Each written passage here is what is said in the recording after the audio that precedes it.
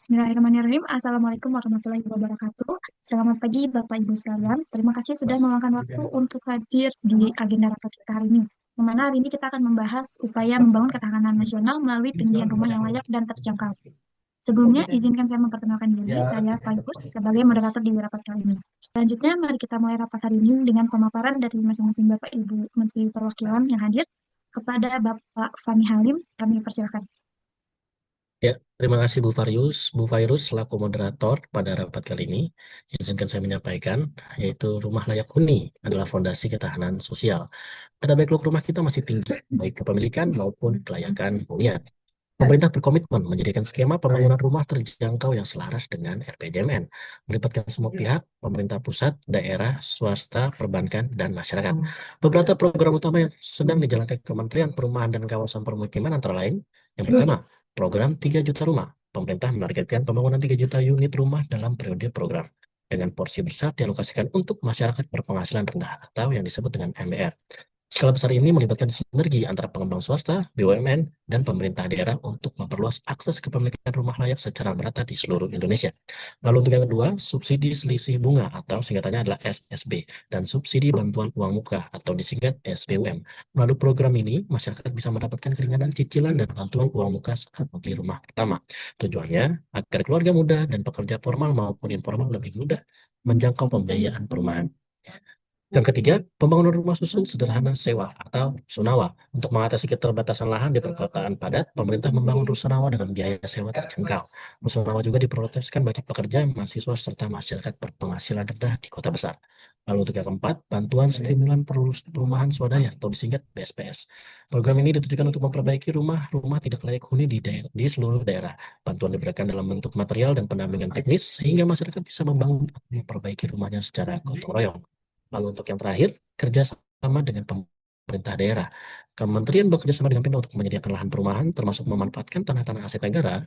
Perumahan juga diintegrasikan dengan jaringan transportasi publik agar hunian tidak hanya layak, tetapi juga mendukung mobilitas dan produktivitas warga. Dengan program-program ini, kami berharap tidak hanya mengurangi backlog, tetapi juga memperkuat ketahanan nasional melalui lingkungan pemukiman yang sehat, aman, dan berkelanjutan. Ya, baik. Terima kasih kepada Bapak Halim yang sudah eh, memaparkan program-programnya untuk mendukung penyediaan rumah ini. Dan berarti dari Kementerian PKP ini sudah berjalan ya program-programnya. Oke, selanjutnya dipersilakan kepada Ibu Gayatri dari Kementerian Keuangan. Silakan Baik, Ibu. terima kasih ya Mbak Fairuz. Kami dari Kementerian Keuangan memahami bahwa penyediaan perumahan adalah kebutuhan dasar rakyat sekaligus motor penggerak ekonomi karena melibatkan UMKM, kontraktor, hingga sektor bahan bangunan. Ada tiga bentuk dukungan yang bisa kami berikan. Yang pertama yaitu dukungan anggaran. Kami telah menyiapkan alokasi APBN untuk program subsidi bunga perumahan serta skema kredit pemilikan rumah KPR bersubsidi. Lalu Kementerian Keuangan juga siap memperkuat dana FLPP ya, agar lebih banyak masyarakat bisa mendapatkan rumah layak dengan angsuran yang terjangkau. Dan kedua adalah kami membuat dukungan kebijakan fiskal dan insentif. Kami sedang mengkaji pemberian insentif pajak bagi pengembang yang membangun rumah subsidi yang sesuai standar pemerintah. Selain itu, untuk sektor UMKM di bidang konstruksi, kami akan memperluas akses mereka ke program KUR, kredit usaha rakyat perumahan dengan bunga rendah. Dan terakhir yaitu kolaborasi jangka panjang. Di Kementerian Keuangan sendiri, kami siap bekerja sama dengan Kementerian PKP dalam merancang skema pembiayaan kreatif, yaitu termasuk pembiayaan public-private partnership, yaitu untuk mempercepat pembangunan rumah rakyat. Begitu, Mbak Fairuz. Oh iya, baik. Terima kasih kepada Ibu Gayatri. Berarti dari Kementerian Keuangan sendiri sudah siap untuk memberikan dukungan pada penyelenggaraan program penyediaan rumah ini ya, baik dari dukungan anggaran, fiskal, dan kebijakan-kebijakan lainnya. Oke, untuk selanjutnya dipersilakan kepada Bappenas atau mungkin yang mewakili. Ya baik, terima kasih Bu Moderator. Kalau dari perspektif antara pembangunan nasional, penyediaan rumah layak dan terjangkau ini jelas merupakan bagian penting ya dari upaya membangun ketahanan nasional, yang mana itu sangat ditekankan juga kan oleh Pak Presiden. Nah, mungkin kalau dari Bappenas, data backlog perumahan yang kita punya saat ini itu masih sekitar 9,9 juta untuk pemilikan dan 29,6 juta untuk backlog kualitas. Nah, angka ini tentunya menjadi tantangan ya, yang harus kita jawab bersama, tidak hanya oleh Pak Menteri PKP, namun juga semua KL. Nah, kami dari Bappenas ini sangat mengapresiasi program Kementerian PKP terkait pembangunan 3 juta rumah serta segala upaya-upayanya. Karena memang di tahun 2045 nanti budget ini harus ditekan seminimal mungkin. Jadi program ini saya rasa sudah berjalan baik ya untuk menekan angka backlog. Dan terlebih lagi sudah ditetapkan sebagai PSN juga yang artinya seharusnya ada kemudahan dalam pelaksanaan baik dari sisi perizinan, dukungan fiskal seperti yang tadi sudah disampaikan oleh Bu Menko juga ada beberapa dukungan fiskal maupun kemudahan dari sisi koordinasi lintas sektor. Nah, untuk koordinasi Linsek sendiri kami menekankan kepada Kementerian PKP tolong untuk selalu berkoordinasi dengan Bappenas, terutama untuk penyusunan Renstra KL-nya ya Pak, dipastikan selalu sejalan dengan RKJMN. Jadi kami pastikan Bappenas akan selalu mendukung dan mengawal program ini agar terrealisasi sebagaimana mestinya. Terima kasih sekian dari Bappenas. Ya, terima kasih untuk Ibu Diva dari Bappenas. Nah, ada pesannya dari Ibu Diva untuk Bapak Menteri PKP untuk selalu koordinasi agar program ini dapat terrealisasi sebagaimana mestinya gitu ya. Kemudian selanjutnya kepada Menaker, dipersilakan. Baik, terima kasih Bu Fairuz. Menurut perspektif kami, penyediaan rumah yang layak dan terjangkau merupakan bagian penting dalam memperkuat ketahanan nasional ya. Bagi pekerja, rumah bukan hanya tempat tinggal, tetapi juga sumber ketenangan dan produktivitas. Program 3 juta rumah yang sedang dijalankan pemerintah dan Kementerian PKP termasuk melalui skema FLPP adalah langkah strategis untuk memastikan masyarakat berpenghasilan rendah dapat memiliki hunian dengan cicilan yang ringan. Dengan demikian, kesejahteraan pekerja semakin meningkat dan stabilitas sosial ekonomi bangsa semakin kokoh. Namun, kita juga perlu memberi perhatian khusus pada pekerja sektor informal seperti buruh harian, nelayan, dan pelaku UMKM yang masih menghadapi kesulitan mengakses pembiayaan perumahan karena keterbatasan administrasi dan pendapatan tidak tetap. Saya mendorong agar skema pembiayaan perumahan menjadi lebih inklusif dengan mekanisme yang fleksibel dan sesuai karakteristik mereka. Jika seluruh lapisan pekerja, baik formal maupun informal, memiliki kesempatan yang sama untuk memiliki rumah layak huni, maka ketahanan nasional akan benar-benar terbangun dari fondasi yang paling mendasar, yaitu keluarga yang sejahtera. Terima kasih, Bu Fairuz. Ya, terima kasih juga pada Ibu Elsya. Mungkin nanti akan jadi catatan ya, khususnya untuk di sektor keuangan, agar skema pembiayaannya lebih fleksibel dan menyesuaikan karakteristik masyarakat di Indonesia ini. Gitu. Selanjutnya kepada Mendagri, dipersilakan. Baik, terima kasih Ibu. Izin kami dari Mendagri ya. Kami memang punya peran untuk berkoordinasi dengan pemerintah daerah ya. Bagaimanapun juga Pemda ini jadi ujung tombak bagi pelaksanaan kebijakan di daerah. Nah, concern kami Pemda ini akan diberi ruang lebih gitu ya untuk menyediakan lahan, kemudian perizinan akan dipermudah, namun tetap diberikan pengawasan kualitas di lapangan. Nah, kami juga akan mendorong Pemda agar lebih proaktif untuk menyediakan lahan, juga menyusun tata ruang yang berpihak pada penyediaan hunian layak dan terjangkau. Nah, Bapak dan Ibu, selain kolaborasi antar KL seperti yang kita lakukan saat ini, jangan lupa juga bahwa kolaborasi di tingkat daerah itu juga jadi kunci begitu. Agar apa yang kita rumuskan di pusat saat ini akan berdampak di daerah dan nantinya benar-benar dapat dirasakan bagi masyarakat. Mungkin cukup dari Dagri. Baik, terima kasih kepada Ibu Fitri dari Kemendagri atas masukannya untuk berkolaborasi dengan Pemda gitu ya, supaya dampaknya benar-benar terasa oleh masyarakat. Karena mungkin Pemda juga lebih tahu kondisi di daerah masing-masing. Selanjutnya mungkin kepada Ibu eh, Jessica dari perwakilan Pemda, dipersilakan. Iya, terima kasih Ibu Moderator.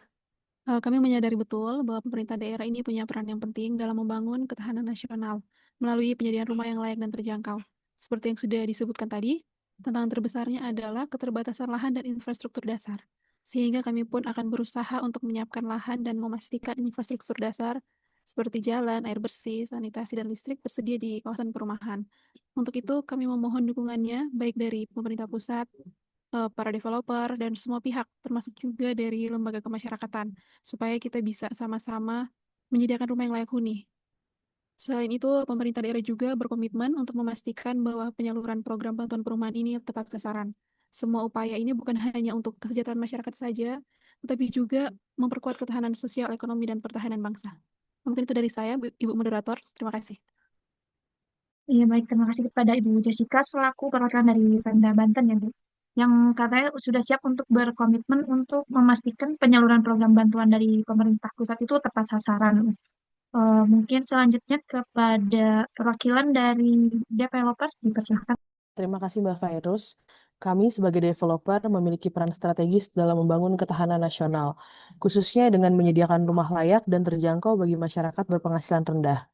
Melalui pembangunan rumah subsidi, inovasi konstruksi, dan kolaborasi pembiayaan, kami membantu jutaan keluarga mengakses hunian yang aman dan sehat. Hal ini tentu mendukung stabilitas sosial, mengurangi kawasan kumuh, dan meningkatkan produktivitas masyarakat. Selain itu, kami juga berkontribusi pada pembangunan berkelanjutan dengan menciptakan lingkungan ramah serta kawasan yang tertata.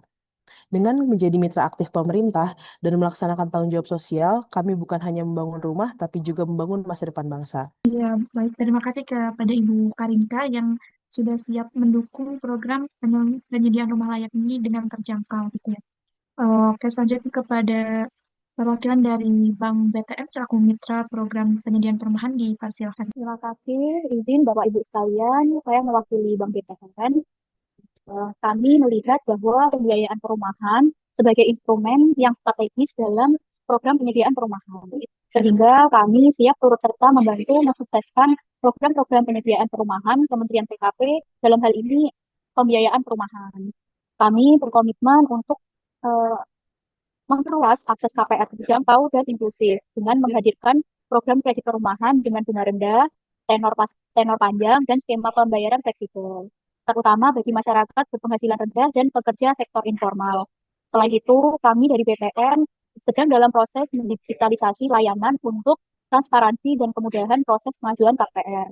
Selanjutnya, pengajuan KPR akan dibuat sederhana, cepat, dan transparan melalui platform digital, sehingga masyarakat tidak terbebani dengan birokrasi. Kami juga siap berkolaborasi dengan pemerintah pusat, daerah, dan pengembang agar data penerimaan subsidi valid, tepat sasaran, serta tidak tumpang tindih. Demikian dari kami, semoga dari pertemuan kita hari ini dapat mewujudkan penyediaan rumah yang layak dan terjangkau. Ya, amin ya.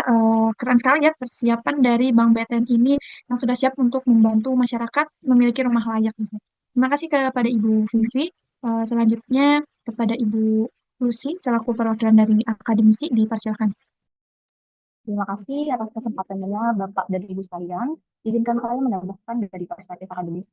Rumah layak itu tidak hanya kita lihat dari sisi fisik bangunan saja, tetapi dari kualitas lingkungan, aksesibilitas, serta keberlanjutan jangka panjang. Ada 3 hal yang ingin saya tekankan. Pertama, kualitas lingkungan. Hunian yang sehat harus memenuhi standar dasar, seperti ventilasi udara yang baik, akses air bersih, sanitasi yang memadai, serta keamanan dari bencana. Kalau rumahnya ada tapi lingkungannya kumuh, itu akan menimbulkan masalah sosial dan kesehatan yang justru melemahkan ketahanan nasional. Lalu yang kedua, konsep green housing. Tren pembangunan perumahan dunia saat ini kan menekankan efisiensi energi ini, pemanfaatan material ramah lingkungan, dan juga ruang terbuka hijau. Hal ini bukan hanya menjaga keberlanjutan, tetapi juga mengurangi beban biaya hidup masyarakat, misalnya melalui penghematan listrik dan air. Lalu yang ketiga, keterpaduan tata ruang. Rumah subsidi sering dibangun jauh dari pusat aktivitas. Akibatnya masyarakat menanggung beban transportasi yang tinggi. Dari sisi akademis, penting agar perumahan terintegrasi dengan transportasi publik, fasilitas kesehatan, pendidikan, dan juga pusat ekonomi. Nah, jika aspek-aspek ini diperhatikan, maka penyediaan rumah tidak hanya menjawab backlog secara angka nih, tapi juga memperkuat kualitas hidup masyarakat. Pada akhirnya, hunian yang sehat, berkelanjutan, dan terintegrasi akan benar-benar menjadi pilar ketahanan nasional kita. Sekian dari saya, terima kasih. Iya, terima kasih juga kepada Ibu Lucy. Mungkin menjadi catatan bagi Bapak Ibu sekalian dalam penyelenggaraan program perumahan layak ini. Kemudian selanjutnya saya berikan kesempatan kepada perwakilan dari Forum Warga Berdikari kepada Ibu Francisca. Dipersilakan. Terima kasih sebelumnya atas undangannya dalam forum ini. Kami ingin menyampaikan aspirasi masyarakat. Banyak warga yang masih mengeluhkan program perumahan saat ini. Walaupun ada subsidi, kenyataannya cicilan rumah tetap terasa berat. Harga rumah seakan tidak sejalan dengan pendapatan rata-rata pekerja, khususnya mereka yang bergaji UMR atau bekerja di sektor informal. Harapan kami sederhana, Bapak Menteri dan Bapak Ibu sekalian. Pertama, harga rumah harus lebih realistis dan benar-benar disesuaikan dengan kemampuan masyarakat. Yang kedua, lokasi rumah jangan terlalu jauh dari lapangan kerja dan fasilitas publik, seperti sekolah, rumah sakit, dan transportasi umum. Kalau rumah subsidi dibangun terlalu jauh, justru menambah beban ongkos harian kami. Selain itu, informasi mengenai program subsidi, TAPERA maupun FLPP seringkali tidak jelas alurnya. Banyak warga bingung harus mendaftar kemana, syaratnya apa, bahkan ada yang merasa hanya pihak tertentu saja yang bisa mengakses. Saya tadi juga mendengar dari Bappenas bahwa terdapat 9,9 juta rumah tangga mengalami backlog kepemilikan. Artinya, jutaan keluarga masih belum punya rumah. Kalau tidak ada terobosan serius, masalah ini bisa melebar dan menjadi ancaman ketahanan nasional. Kami para warga ingin kepastian bahwa program perumahan ini benar-benar untuk semua rakyat, bukan hanya untuk segelintir kelompok. Terima kasih. Ya, terima kasih kepada Ibu Francisca atas aspirasinya. Dikarenakan keterbatasan waktu juga, untuk rapat hari ini kita cukupkan dan rapat selanjutnya akan kami informasikan lebih lanjut kepada Bapak Ibu.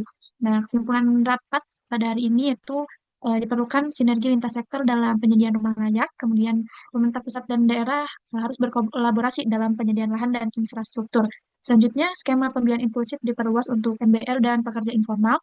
Pengembang dan bank siap mendukung dengan inovasi produk dan kemudahan akses, serta pendekatan greenhousing dipertimbangkan sebagai bagian dari ketahanan nasional. Dan dengan ini rapat kita tutup. Terima kasih kepada Bapak Ibu yang sudah menghadiri rapat ini. Semoga apa yang kita diskusikan dapat terlaksana sesuai dengan harapan dan berjalan dengan lancar. Maka dari itu, akhir kata, wabillahi taufiq wal hidayah. Wassalamualaikum warahmatullahi wabarakatuh.